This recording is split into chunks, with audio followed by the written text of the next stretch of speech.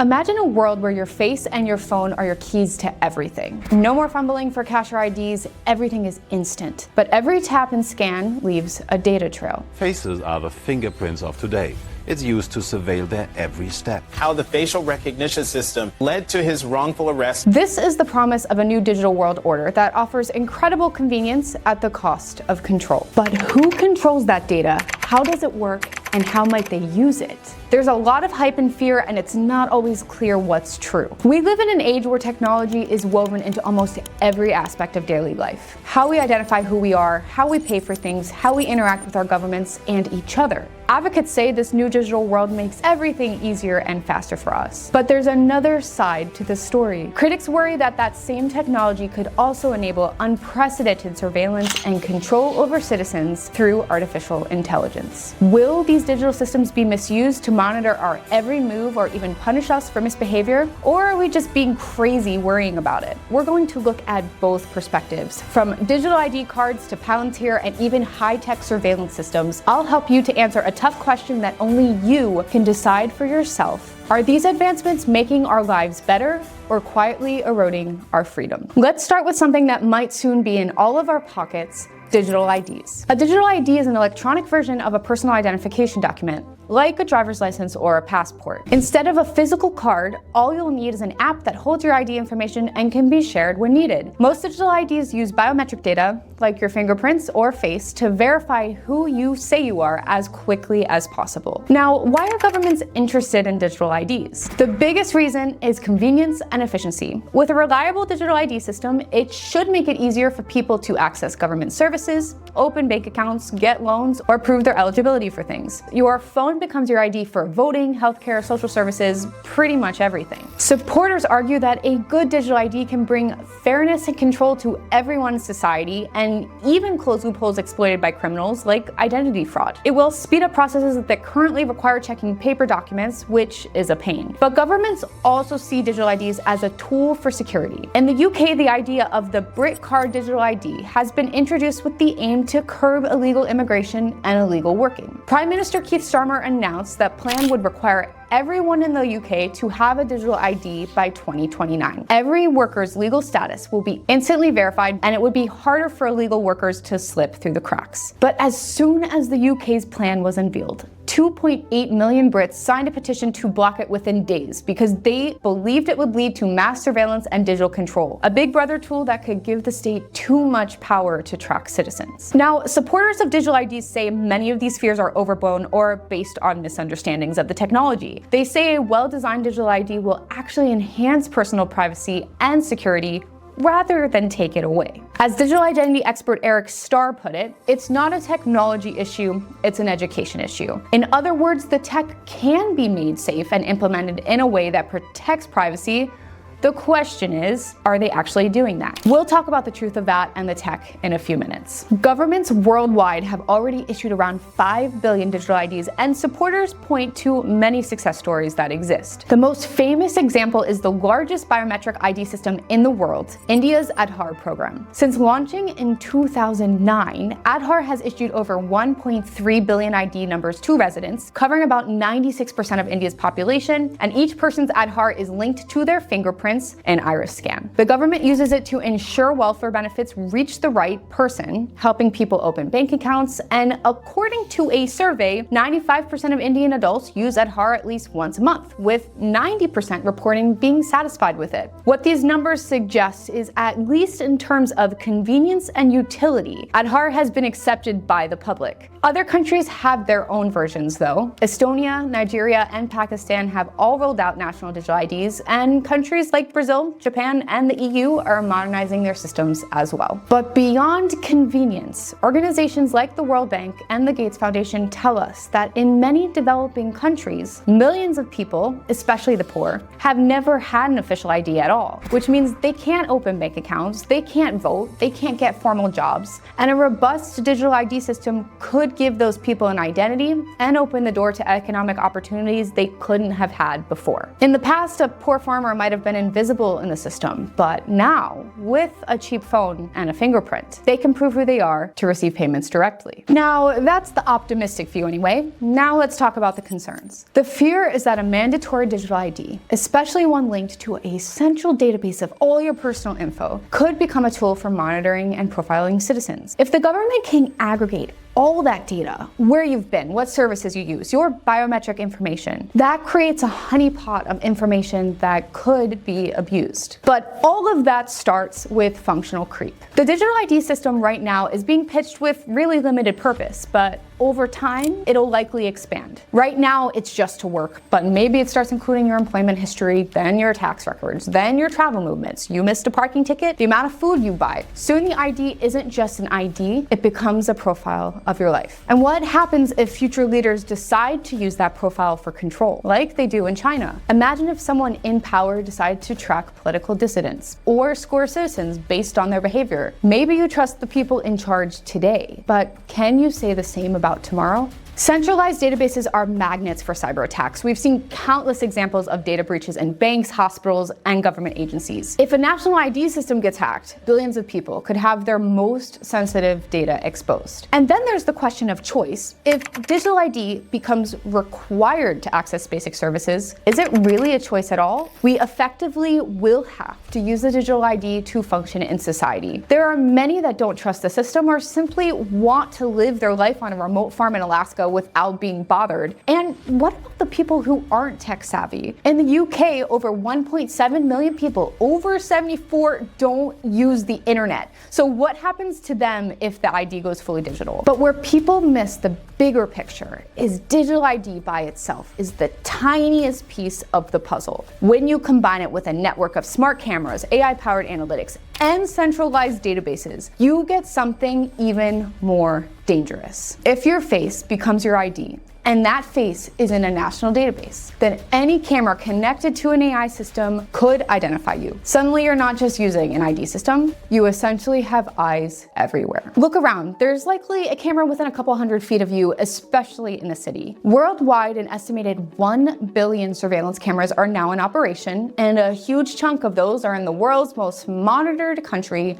China. China alone has installed roughly 1 camera for every 2 citizens. We've accepted that security cameras on every corner are a fact of life. But now that the eyes are getting a lot smarter, thanks to advances in AI, cameras are no longer just passive recorders. Algorithms can match that biometric data in your digital ID against databases in real time. No other country comes close to China's surveillance scale, but others are moving in that direction. London, for example, is called one of the most surveilled cities outside of China, with an estimated 130,000 cameras. Far fewer, but it still means if you walk through central London, you're likely on camera dozens of times. Now, China has gone all in on real-time facial recognition and AI monitoring. Police there have even been equipped with AI-powered sunglasses that can scan crowds for known suspects, and it might sound dystopian to have AI hunting people in public, but elements of this are showing up in democracies too. In the US alone, a company called Clearview AI scraped billions of photos from social media to build a huge facial recognition database, all without people's consent. Hundreds of police departments started using Clearview's app, which let an officer take a photo of an unknown person and almost instantly get possible name matches from that 30 billion image database. Some advanced systems can now identify people just by how they walk. Your gait is as unique as your fingerprint and can be detected even if your face is hidden. And then there are also long-range iris scanners which can capture your eye pattern from 40 feet away, even through a mirror's reflection. The official goal behind all this smart surveillance is security. We're told smart camera networks deter crime, they can catch suspects, and stop threats before they happen. In theory, it's about keeping society safe, and with rising crime and tension, that is a really noble reason. But that vision of safety comes with trade-offs, and China gives us a glimpse of how far it can go. Their AI-powered surveillance is used to run a social credit system that tracks all kinds of behavior, not just serious crimes. Jaywalking, you get a penalty. Post something critical online, another hit. All of it feeds into your citizen score, and if it drops too low, you can be blocked from getting a loan, buying a train ticket, or even being seen as a trustworthy citizen of society. But I think the biggest thing to consider is it's not just governments doing the watching. Private companies have huge skin in this too. So the line between corporate and government surveillance is getting really blurry because they're in cahoots with each other. Instead of collecting the data themselves, some government agencies just buy it from private companies, even purchasing that data to get around needing a warrant. So if we're giving data to the government through digital IDs, giving data to private companies just by walking through the mall, and those two sides are often working together behind the scenes, all of this leads to one of the most important questions we should be asking ourselves. Who really owns and controls all of this data? As many governments seem more tempted by what centralized data offers,